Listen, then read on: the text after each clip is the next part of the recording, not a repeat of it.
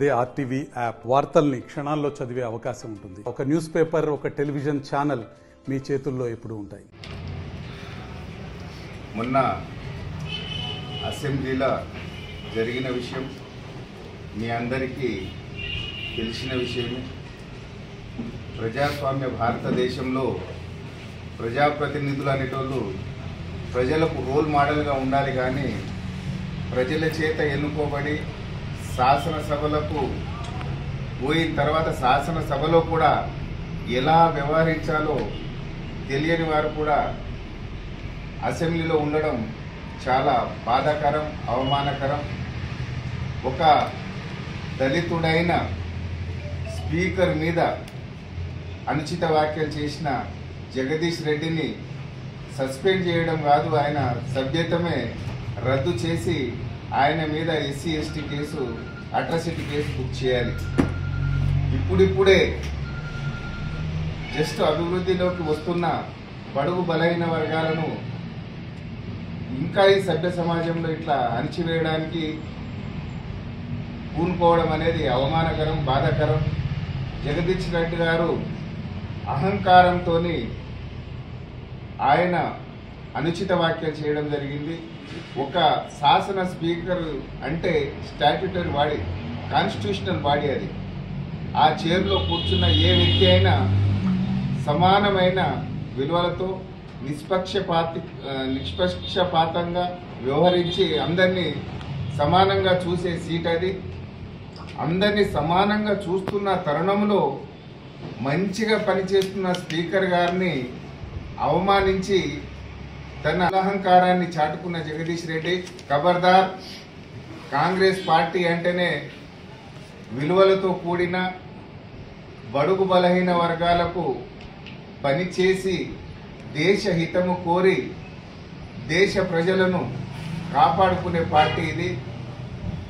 ఈ పార్టీ బడుగు బలహీన వర్గాల కోసం కష్టపడి ఎన్ని ఒడుదొడుగులు వచ్చినా ఎదుర్కొని నిలబడి 140 సంవత్సరాలుగా మనుగడ సాగిస్తున్న ఈ పార్టీకి ఘనమైన చరిత్ర ఉంది.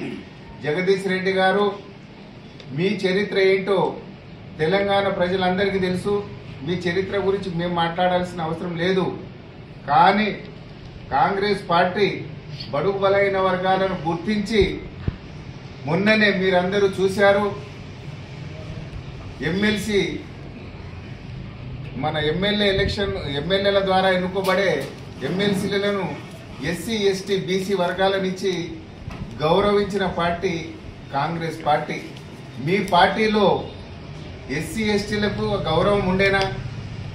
మీ పార్టీ అధిపతి ఎన్ని మోసాలు చేసి సీఎం పీఠాన్ని చేజెక్కించుకున్నారో మీరు మర్చిపోయారు.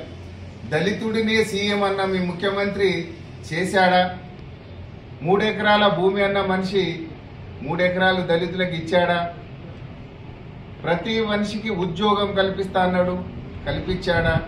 కాంట్రాక్ట్ సిస్టమే ఉండదు. ఈ తెలంగాణ రాష్ట్రంలో ధర్నాలే ఉండవు, ధర్నా చౌకే అవసరం లేదని మీ ముఖ్యమంత్రి అన్నాడే. మరి